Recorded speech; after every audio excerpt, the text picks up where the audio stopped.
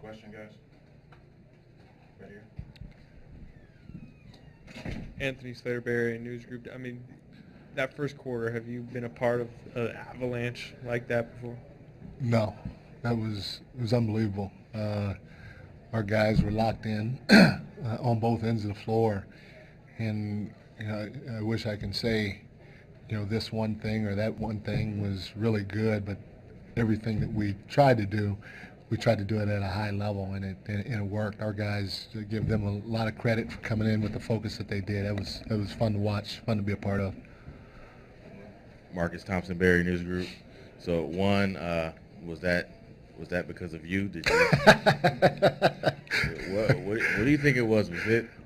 Was it they made shots early? Was it the defense? Why did it click so much? I tell you, I don't know if I've ever been around a group like this. I've said it before. Steve, he's done a fantastic job. Not a great job, but a fantastic job of laying the foundation here on both sides of the floor, culturally, and our guys appreciate the ownership that they have, and they were just locked in. They were focused, and that's what they're more than capable of doing. Now, to sustain that for 48 minutes in the NBA is tough, because everybody's good and everybody's going to go on a run.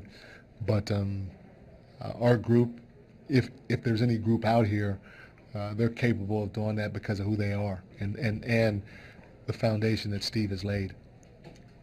Anthony Slaterberry, News Group. Were you watching Kevin closely in those first few minutes, and when he had the big block or the dunk, were you like, okay, the calf is where we want it to be?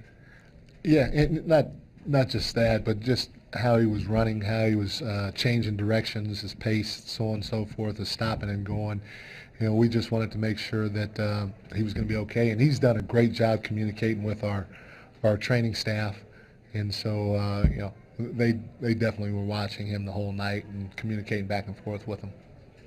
Connor Letourneau, San Francisco Chronicle. Mike, what was going through your mind in that sequence where McGee hammered home the alley-oop over Vonleh?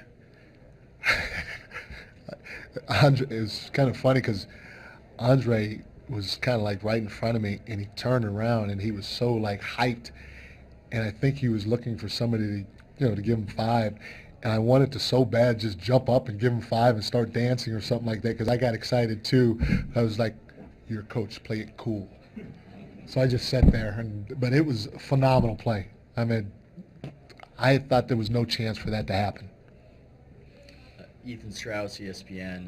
You had an extended conversation with Kevin when he checked out. Was that about him wanting to play more? What was the nature of that conversation? No, again, I hate to keep saying this, but it's the truth. Another thing that Steve does well, he communicates with the guys. And so I was just telling Kevin where my thought process was for him for the rest of the game. And, he was good with it. He was basically just listening, and we kind of went from there, but nothing more than that.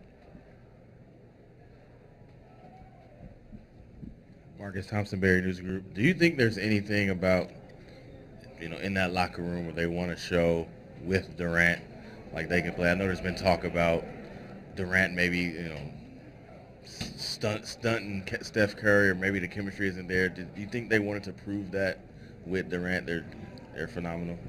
Yeah, maybe. I don't know. They don't talk about that out loud, possibly. But knowing that group, they just want to do it the right way. No matter who's on the floor. And it seems like throughout the course of the year, when we've had guys that are injured or whatever, we've had somebody else step up.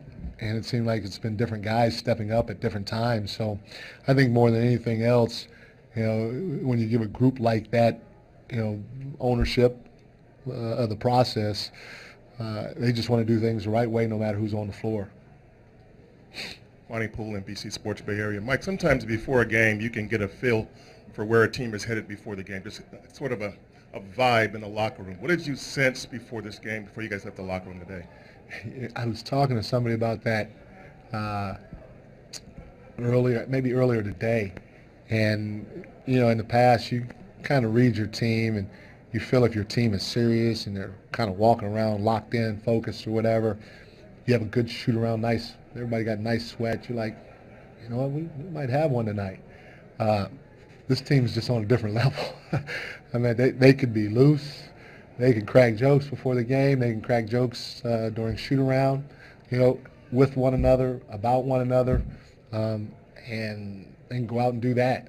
You know, so I think the biggest thing is just whatever is happening at that particular time in the locker room before the game. Just enjoy the moment, understand what our jobs are, and go out and try to do them. But in terms of trying to read these guys, at least I know I can't. Steve may be able to, but I can't.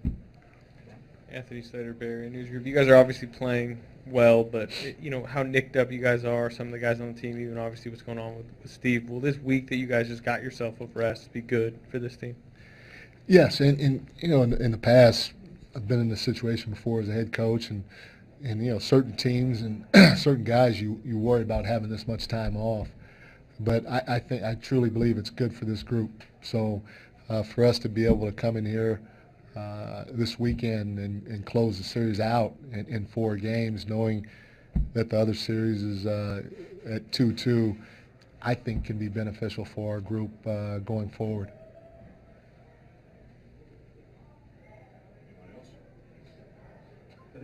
Great, thank you.